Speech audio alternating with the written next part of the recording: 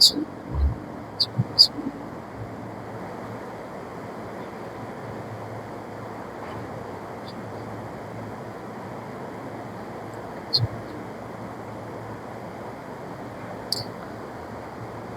हौला वला कुव्वता इल्ला बिल्लाहिल अलिय्यिल अज़ीम। औज़ु बिल्लाहिस समीइल अलीम मिनश शैतानिर लईनिर रजीम।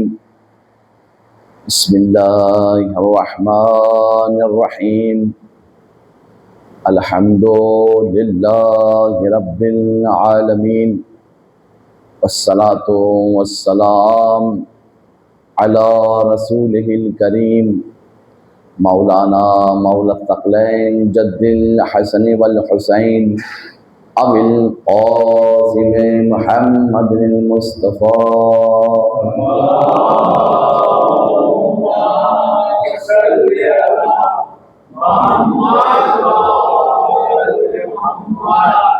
वअला आलिहि तय्यबीन अत्ताहिरीन अल-मासूमीन अल-मज़लूमीन वलअनतुल्लाहि अला अअदाइहिम अजमईन मिन यौमिना हाज़ा इला क़ियाम यौमिद्दीन।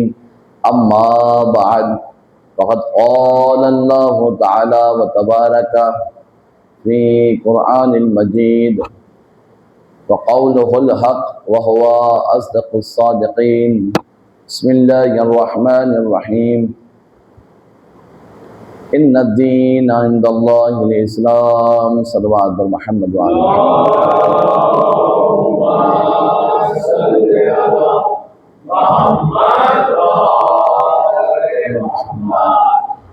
तमाम तारीफ़ें रब्बुल आलमीन के लिए हैं जिसने तमाम कायनात को अहसन तरीके से बेहतरीन तरीके से मुज़य्यन किया है। बादहु दुरूद व सलाम हो मोहम्मद व आले मोहम्मद पर कि जिनके ज़िक्र को हमारे और आपके लिए सआदत का सबब बनाया है। ख़ुदाने मोहतरम, जिस आयत की तिलावत फरमाई है वो सूरह आले इमरान की 19 नंबर आयत है और इस आयत के ज़ेन में आपकी खिदमत में ये अर्ज़ करने की अभी तक कोशिश की गई है कि वो सच्चा मुसलमान के जिसे हकीकत में मुसलमान कहा जाए, वो कैरेक्टर, वो किरदार आपकी खिदमत में पेश किए गए। लिहाजा इतना तो आपको समझ में आ गया कि सच्चा मुसलमान कैसा होता है और इस इस्लाम के दीन के क्या माना हैं। कल ही मैंने बयान किया, मौला कायनात ने इस्लाम की तारीफ़ फरमाई और कहा कि मुझसे पहले न मेरे बाद कोई इस तरह की तारीफ़ कर सकेगा। लेकिन एक सवाल ये पैदा होता है और कुरान मजीद में इसी सूरह आल इमरान में 84-85 नंबर आयत है, वमन युब्तग़ि गैरल इस्लाम दीना फलन युक़बल मिन्हु व हुवा फिल आखिरति मिनल खासिरीन। जो कोई भी रोज़े क़यामत किसी और दीन के साथ आया, यानी इस्लाम के अलावा कोई और दीन लेकर आया, हम उससे इस दीन को कबूल नहीं करेंगे। इसका मतलब यह है कि दुनिया और आखिरत की कामयाबी का नाम दीन इस्लाम है। सल्लल्लाहु अलैहि मोहम्मद व आले मोहम्मद पर।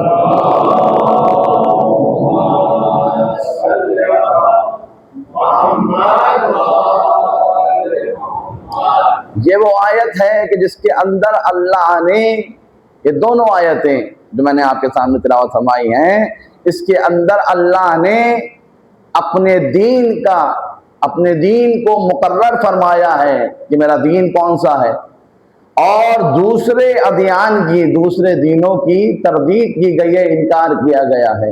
इस एक आयत से, इन्ना दीना इंदल्लाहिल इस्लाम, सिर्फ इस आयत से इस बात को अल्लाह ने अपने बंदों को बता दिया कि मेरे नज़दीक अगर कोई दीन मुकर्रब है, काबिल कबूल है, तो वो इस्लाम है। इसके अलावा किसी और दीन को मैं कबूल नहीं कर सकता, मैं कबूल नहीं करूँगा। और जाने मोहतरम, अब सवाल ये पैदा होता है कि जब दुनिया व आखिरत में परवरदिगार आलम सलवात पढ़े मोहम्मद वाले मोहम्मद पर,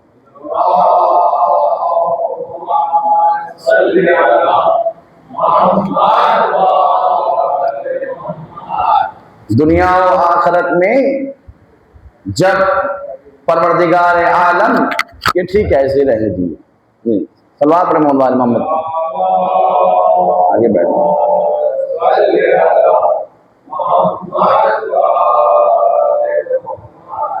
दुनिया व आखिरत में जब दीन इस्लाम अल्लाह को मकबूल है, कबूल है, और इसी दीन के साथ हमें दुनिया में भी जीना है, इसी दीन के साथ हमें आखिरत में भी जाना है, यही दीन लेके जाना है, तो सवाल ये कायम होता है आखिर वजह क्या है कि परवरदिगार आलम ने दीन इस्लाम को कबूल फरमाया।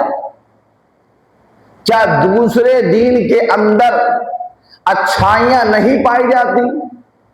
क्या दूसरे अदियान में बुराई को बुराई नहीं समझा जाता? अज़ान गिरामी, ऐसा नहीं है। बहुत सी ऐसी चीज है कि जो दूसरे दीन और दीन इस्लाम में मुश्तरक पाई जाती हैं, एक जैसी है। मसलन सच बोलना हर दीन में अच्छा समझा जाता है कि सच्चा, हर इंसान सादिक को, सच्चे को पसंद करता है, और जो सच बोलता है सच बोलने वाले को पसंद करता है, सच्ची बात पसंद करता है। इसका मतलब ये हुआ कि सच्चाई को हर मजहब पसंद करता है। इसी तरीके से झूठ बोलने को हर मजहब बुरा समझता है? कोई मजहब ये नहीं कहता है कि झूठ बोलो। इसी तरीके से जिस तरह इस्लाम कहता है कि शराब पीना हराम है, दूसरे मजहब भी कहते हैं कि शराब पीना हराम तो नहीं कहते, गलत है, सही नहीं मानते हैं, कि शराब को सही नहीं मानते हैं। अब वो अलग बात है कि वो अपने दीन को कितना फॉलो करते हैं, कितना अमल करते हैं, या हम अपने दीन पर कितना अमल करते हैं, कितना फॉलो करते हैं, ये एक अलग मसला है, एक अलग मैटर है।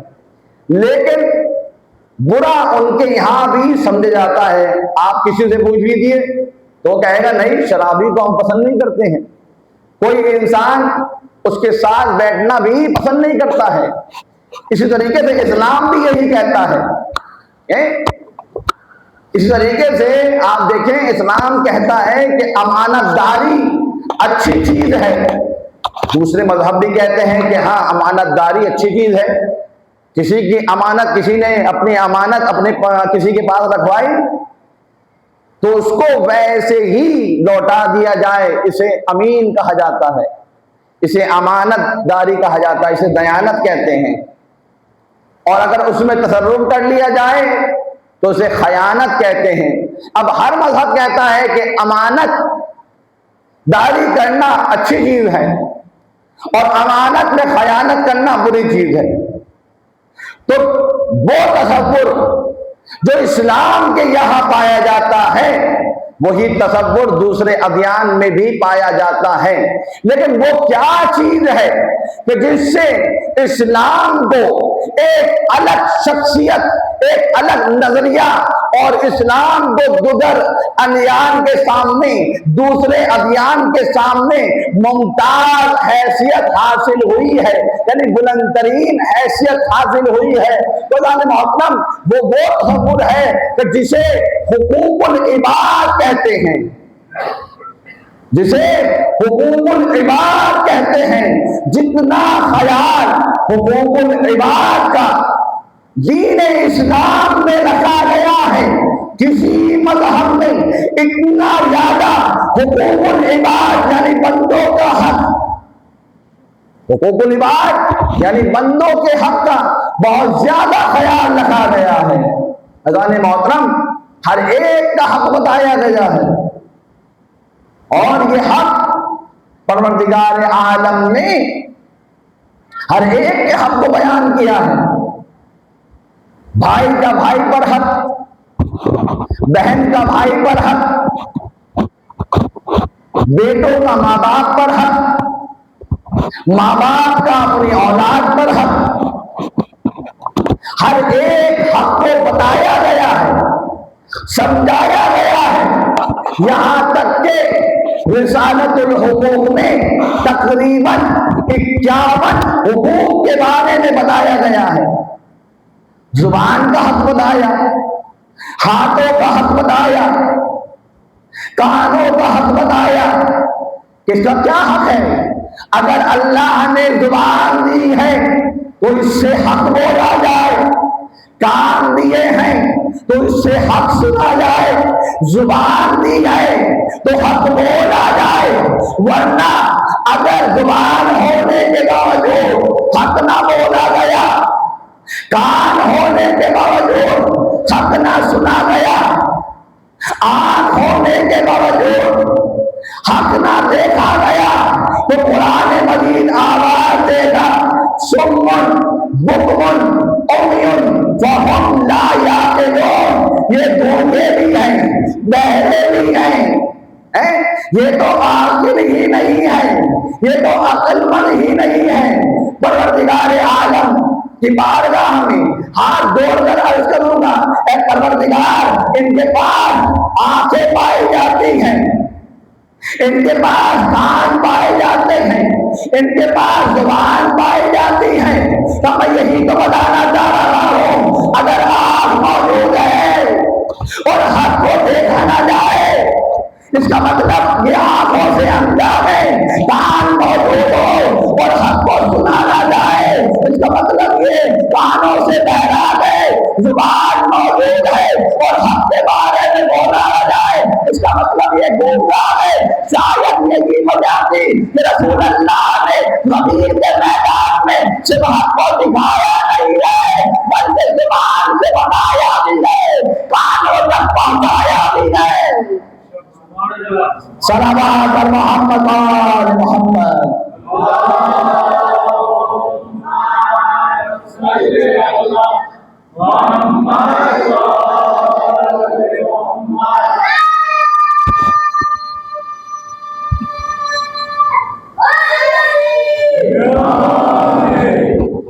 इस हक को दिखाया भी है, इस हक को बताया भी है, इस हक को सुनाया भी है और फरमाया, मन कुंत मौला फहादा अलीयुल मौला। मैं जिस जिस का मौला हूं उसके ये अली मौला है।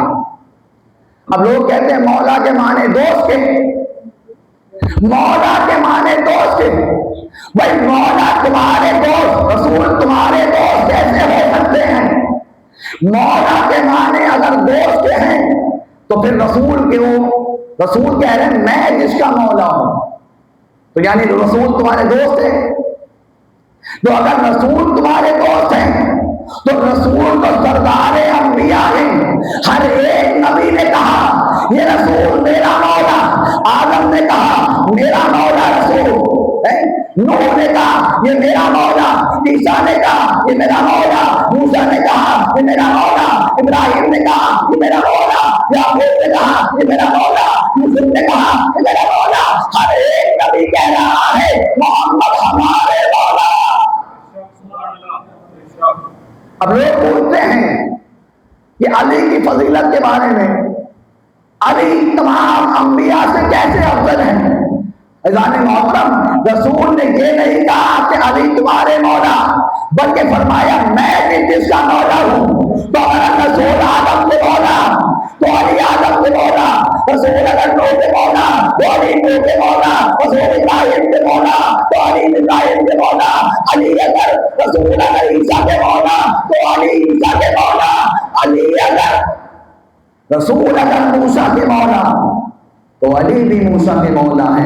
इसलिए कि रसूल फरमा रहे हैं जिस जिसका मैं मौला हूं उसके ये अली मौला है। और रसूल का ये भी इरशाद गिरामी है।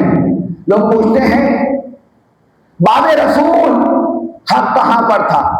रसूल ने तो पहले ही वादे कर दिया था, अल हक माली वल अली माल हक, हक अली के साथ है और अली हक के साथ है।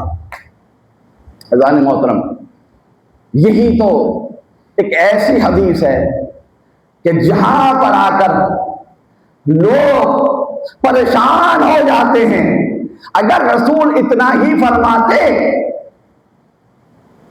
तो शायद इसके अंदर कुछ ना कुछ कोई गुंजाइश लेकर आ जाता। लेकिन रसूल ने यह फरमाया हक अली के साथ है और अली हक के साथ है। अब ये मत देखो कि हक कहां पर है, बल्कि ये देखो कि अली कहां पर है। इसलिए कि रसूल ने यह भी फरमाया है हक अली के साथ है और अली हक के साथ है।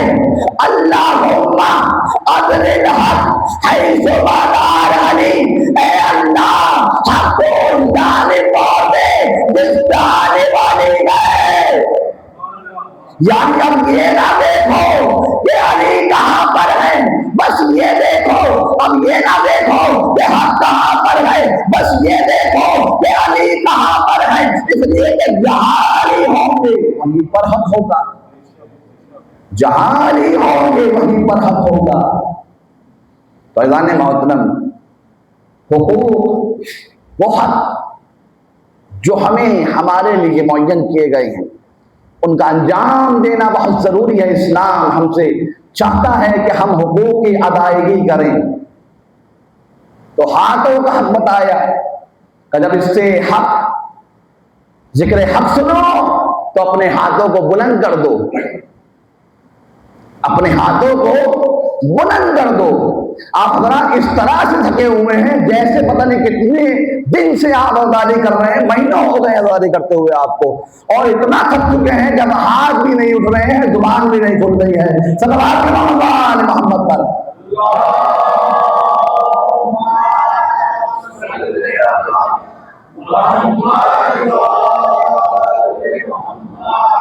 भाई अपना किस्सा तो बयान नहीं कर रहा हूं मैं, ना अपना जिक्र बयान कर रहा हूं, ना अपने अब्बा का जिक्र बयान कर रहा हूं।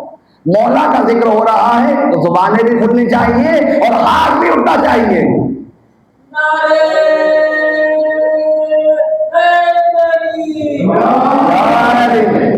रसूल इस्लाम अगर कोई कहे नहीं हम तो खामोशी सुनने वाले हैं, यही सब कहते वहां पर भी गदीर में। रसूल ने हर एक से बुलवाया, कहा अलस्तो औला बिल मोमिनीना अनफुसकुम, क्या मैं तुम्हारे नफ्सों पर, तुम्हारी जानों पर तुमसे ज्यादा हक नहीं रखता हूं। तो कहा कालो बला या रसूल अल्लाह, सबने कहा, कहलवाया रसूल ने।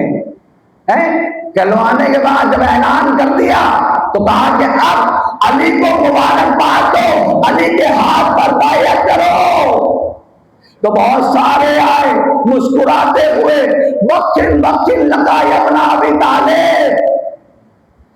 आप मेरे भी मौला बन गए और मोमिनीन के भी मौला बन गए। गदीर में तो कह दिया, लेकिन जब बाद में पूछा गया तो हम तो बोल चुके हैं। ऐज़ान मोहतरम, कितना सितम किया गया इस्लाम के ऊपर, दीन के ऊपर। खुले मैदान में जो बात कही गई उसको बुला दिया गया है? और जो कान में रसूल अल्लाह ने अपने चचा से आखिरी वक्त में कहा है, यही तो कहा जाता है ना, झूठी रिवायतें, जाली रिवायतें सिर्फ इसलिए कि अली के बाप की तौहीन करते, अली की तौहीन करते, लेकिन ये नहीं जानते अली ने अली को, अली ने अल्लाह को, बेबख्शीद अल्लाह ने अली को इतना आला बनाया है, इतना आला बनाया है कि रसूल ने भी इस अली को बुलंद करके बताया कि देखो अली आला है, लिहाजा मैं भी अली को बुलंद कर रहा हूं, उठा रहा हूं। सल्लल्लाहु अलैहि मोहम्मद पर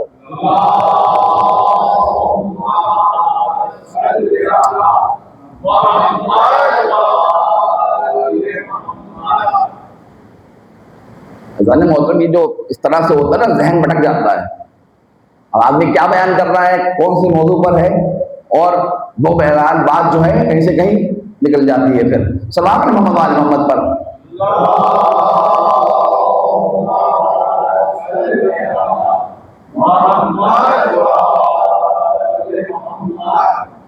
सबसे, हाँ नारा लगाइए,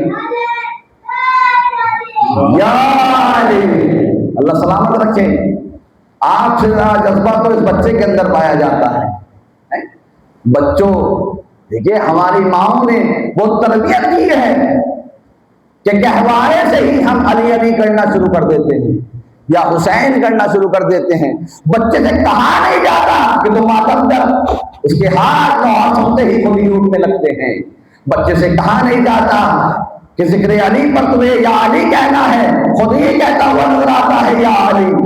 नारे हैदरी ये हमारी कौम की माओ की खुसूसियत है। और मौला ने फरमाया कि जब भी हमारी मोहब्बत की ठंडक तुम अपने दिल में महसूस करो तो अपनी मां को सलाम करना, इसलिए कि उसने तुम्हारी विलादत में खयानत नहीं की है। इसलिए कि रसूल अल्लाह फरमा गए हैं, ए अली तुमसे वो दुश्मनी रखेगा कि जो गैर हलाली हो वो मोहब्बत नहीं कर सकता, और वो तुमसे मोहब्बत करेगा कि जो हलाली हो, यानी जिनकी मां ने अमानत में खयानत रखी हो, वही अली का महब होता है। हाँ तो ये गदीर जो अल्लाह ने पैगंबर अकरम ने हिकमत के तहत रखी, और क्या इंतजाम किया गया कि जो आगे चले गए उन्हें पीछे बुलाया, जो पीछे रह गए उनका इंतजार किया गया। तपते हुए सहरा में न सर पर बाल है और हाजी थके हुए हैं, थके मांदे हाजी। रसूल ने रोका, और रसूल जानते थे कि बहुत सारे भागने वाले भी मौजूद हैं, लिहाजा मिंबरों के ऊंटों के कजाए पालान उतरवा लिए ताकि कोई भाग ना जाए, क्योंकि अभी तक भागते ही तो आए हैं? तो लिहाजा कहा कि इन ऊंटों के पालान का मिंबर बनाया जाए। अच्छा, ये वो वक्त है कि ना तो फोन है न कोई ऐसी चीज है जिससे इत्तला पहुंचाई जाए। पहले के जमाने में ये अंदाजा हुआ करता था कि अगर मदीने से मक्के गए हैं तो इतने दिन लगेंगे, इतने घंटे लगेंगे, और घर वाला जो भी गया है, भाई गया है तो भाई इंतजार कर रहा है, शौहर गया है तो बीवी इंतजार कर रही है, बीवी गई है तो शौहर इंतजार कर रहा है। इस तरीके से हर एक को मालूम होता था कि इस वक्त पर आ जाएंगे।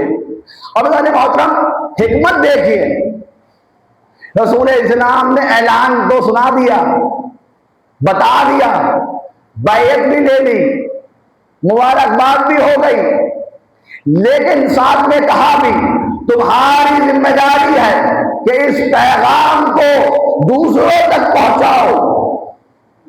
है चूंकि लोग बुग़्ज़ अली के मारे हुए थे और खुदा भी इसको जानता था, रसूल भी इसको जानते थे, तो ऐसा इंतजाम किया गया कि जो हाजी 3 दिन पहले अपने घर पहुंचने वाला था उसे 3 दिन रुकवा कर रसूल ने ऐसी हिकमत से काम लिया कि अब जो 3 दिन के बाद सब भागते हुए साल ऊपर नीचे बढ़ते हुए जब घर पहुंचे तो बीवी ने पूछा कि कहाँ थे, तो कहा एक मरतबा कहा कुछ नहीं, अरे रसूल ने तपते सहरा में रोक लिया था।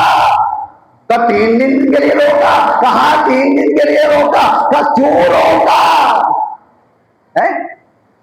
अब क्यों रोका जवाब देना जरूरी है, इसलिए कि पूछने वाली बीवी है? पूछने वाली बीवी है। तो एक मरतबा कहते अरे कुछ नहीं, रसूल ने ऐलान किया कि मैं जिसका मौला हूं अली उसके मौला है। सल्लल्लाहु अलैहि मोहम्मद वाले मोहम्मद।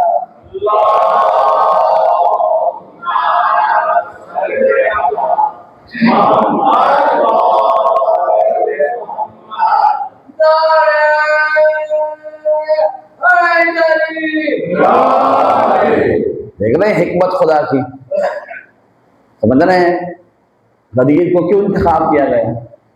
इसलिए इंतखाब किया गया कि अगर कोई चाहे भी कि ना बयान करे तो मुमकिन नहीं है।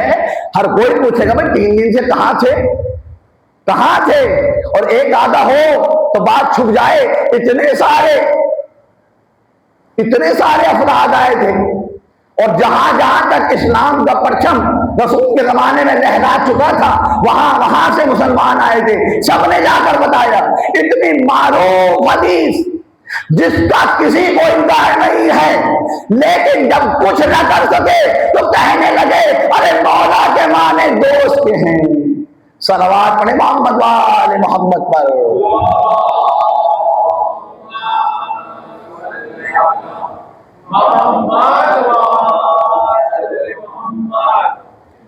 ज़ाने मोहतरम, ये हुकूक की पाबंदी हमें करनी चाहिए। अब हुकूक के हवाले चंद बातें आपकी खिदमत में पेश कर दूं तो देखिए, इस इस्लाम ने हर एक का हक रखा है, और परवरदिगार आलम ने इस हक का इतना एहतमाम किया। तवज्जो चाहता हूं आप हज़रात की, कि परवरदिगार आलम ने फरमाया अकीमुस्सलात व आतुज़ ज़कात, नमाज कायम करो और ज़कात अदा करो।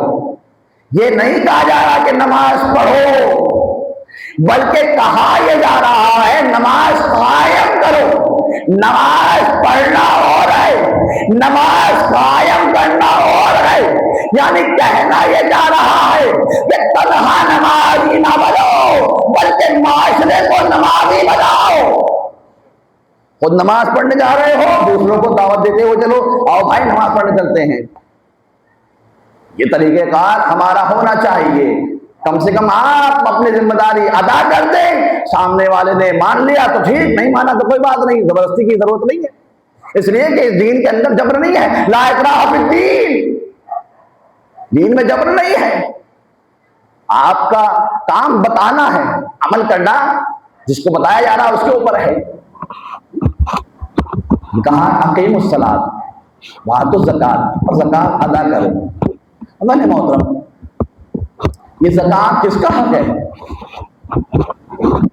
ये हक बंदों का है, फकीरों का है।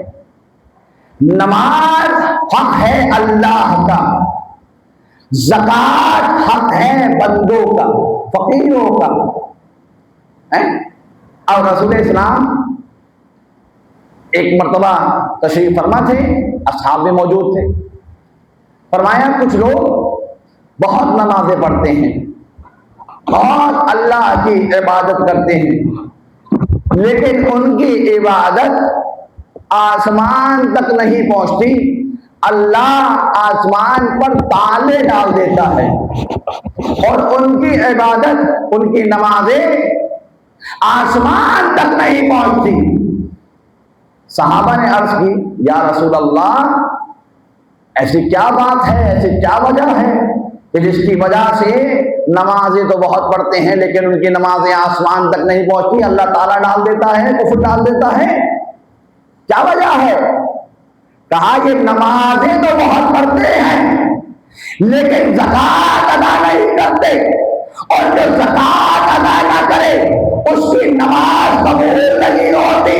इसका मतलब ये हुआ जो अल्लाह का हक अदा करे और फकीर का हक अदा ना करे उसकी नमाज कबूल नहीं है, उसकी नमाज कबूल नहीं है। यानी जो फकीर का हक ना दे उसकी नमाज कबूल नहीं है, और जो अमीरुल मोमिनीन का हक ना दे उसका अमल कैसे काबिल कबूल हो सकता है? उसका अमल भी हरगिज़ काबिल कबूल नहीं हो सकता। जाने मोहतरम, इस दीन ने मुअज्जिन का हक बताया। मुअज्जिन का हक ये है, और इससे बढ़कर मुअज्जिन का हक ये है कि वो तुम्हारा मुहसिन है, एहसान करने वाला है। इससे बढ़कर एहसान क्या होगा कि बिस्तर के जंगल से उठाकर मुअज्जिन मुसल्ला इबादत पर लेकर आ जाता है। इससे बढ़कर मुअज्जिन का और क्या एहसान होगा? का पेश नमाज का भी हक है। देखो, इसकी शान में गुस्ताखी न करना, इसे अजियत न पहुंचाना, इसे परेशान न करना, इसका भी तुम्हारे ऊपर हक है। क्यों? इसलिए कि ये तुम्हारी बातों को, तुम्हारी दुआओं को परवरदिगार तक पहुंचाता ये राबिता है। अज़ान मोहतरम, बहुत सी रवायात पाई जाती हैं कि जिस मोहल्ले में या जिस कौम में आलिम ना हो, अल्लाह की नजर रहमत उससे उड़ जाती है। ये आलिम का होना बाइसे सवाब भी है, बाइसे अजर भी है और बाइसे बरकत भी है, लेकिन हम महसूस नहीं करते। इस तरीके से कहा जिस कौम में ज़ईफ ना हो, उस कौम से परवरदिगार अपनी रहमतों को उठा लेता है। इसलिए कि ज़ईफ बज़ाहिर तुम्हें ज़ईफ दिख रहे हैं, लेकिन ये ज़ईफ नहीं है, बल्कि तुम्हारे लिए एक पिलर का काम करते हैं। ये तुम्हारी बुनियाद है, ये तुम्हारी असल है, ये तुम्हारी जड़ है। इनका एहतराम करो, इनके हुकूक को अदा करो, इन्हें कमजोर मत समझो, इन्हें कमजोर मत समझो। मौलाए कायनात, बात आगे तो अर्ज कर दूं, एक रास्ते से जा रहे थे, देखा एक नाबीना है। मामून देखिए ऐसा होता है, हमने बहुत देखा है इस चीज को। जा रहे थे, देखा एक नाबीना है, रास्ते में खड़ा हुआ बेचारा भीख मांग रहा है। मौला को देखकर रहम आया। गर्मी का मौसम, नाबीना पूरा भीख मांग रहा है। कहा ये कौन है? कहीं नसरानी है, ईसाई है। कहा कि इसकी ऐसी हालत? कहा ये पहले लोगों के यहाँ काम किया करता था उनकी दुकानों पर, लेकिन अब ये बूढ़ा हो चुका है तो लिहाजा इसको काम से निकाल दिया।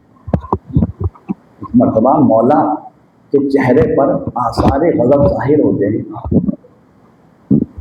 और गज़ब की हालत में कहते हैं वाहे हो तुम पर, खुदा की लानत हो तुम लोगों पर कि तुम लोगों ने जब वो जवान था उसके अंदर ताकत पाई जाती थी तो उससे काम लेते रहे, और जब वो ज़ईफ हो गया उसके अंदर ताकत नहीं है तो उसको काम से निकाल दिया। क्या तुम्हारी जिम्मेदारी नहीं बनती है? क्या तुम्हारे अंदर इंसानियत नहीं पाई जाती है कि तुम उसका ख्याल रखो? ये है अली।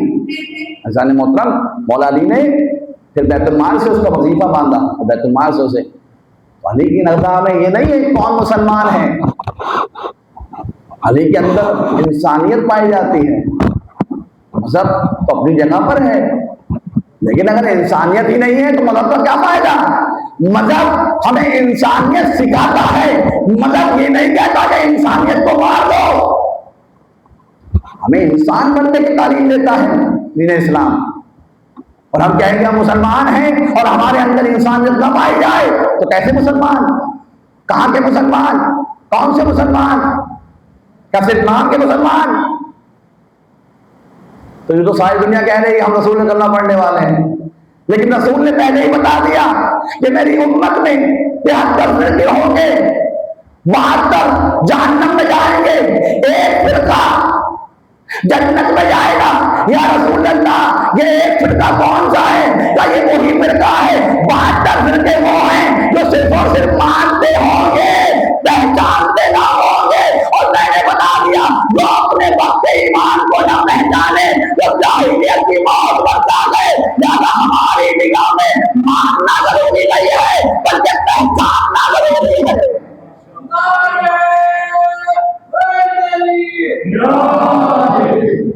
पहचानने की शर्त है कि हमें पहचानो। अगर पहचानते होगे तो वो हमारी सीरत पर अमल करोगे, और अगर सिर्फ मानोगे तो लगे जुबानी होगी, जुबान पे बस कलमात जारी होंगे कि हम कल इस्लाम के मानने वाले हैं, हम दीन के मानने वाले हैं, लेकिन दीन के जो हमारे हमसे तकाजे हैं उन्हें हमें अदा करना चाहिए। बहरहाल वो मोहतरम, वक्त हो चुका है नमाज का। ये नमाज, इस्लाम हमें इस चीज की तरफ दावत देता है कि हम नमाजी बने। कितना इश्क था इमाम हुसैन को नमाज से। और बहरहाल ये एक अलग मौजूद है कि इमाम ने मोहलत ली या मोहलत दी। मेरा तो अकीदा यह है कि इमाम ने मोहलत दी, लेकिन इमाम को इबादत परवरदिगार से इतना इश्क था कि सारी रात इबादत में गुजारी, और इतना इश्क था कि हुसैन ने सजदे आखिर के लिए तीर बेबस हो चुके हैं। 19 जख्म पाक पर ज़ैनब निकल हुसैन तरफ दाएं पर मकसद कहता है हुसैन के जिस्म में तीर बेबस है, लेकिन सजदे आखिर को अदा करने के लिए हुसैन का लाशा तीरों पर मुअल्लक था। अब हुसैन ने अपनी पूरी कुव्वत और तवानाई लगाई, जमीन को हाथों को जमीन पर टेका। अरे मक्कल कहता है जरा आगे के तीर पीछे के सिर्फ निकल गए। न जाने किस तरह से हुसैन ने आखिरी चंदा अदा किया। परवरदिगार तेरा शुक्र कि तूने हुसैन की कुर्बानी को कबूल फरमाया। बच्चन फिक्र मसाइब के सुन लिए। इमाम रज़ा 8वें इमाम फरमाते हैं, यब्न शमीम इन कुंता बाकियन फबके लिल हुसैन फइन्नहु ज़ुबिहा कमा युज़बिहुल कबश। मैं इस रिवायत की तफसील अर्ज नहीं कर पाऊंगा चूंकि वक्त नहीं है। इमाम रज़ा फरमाते हैं, ऐ शबीर के बेटे, जब भी किसी दुनिया की मुसीबत पर रोना आ जाए तो मेरे जद हुसैन पर गिरया करना, इसलिए कि मेरे जद हुसैन को इस तरह से ज़िबा किया गया जैसे जानवर को ज़िबा करते गए। अज़ीज़ों, उलमा ने जब ये रिवायत पढ़ी तो एक मर्तबा उलमा कहते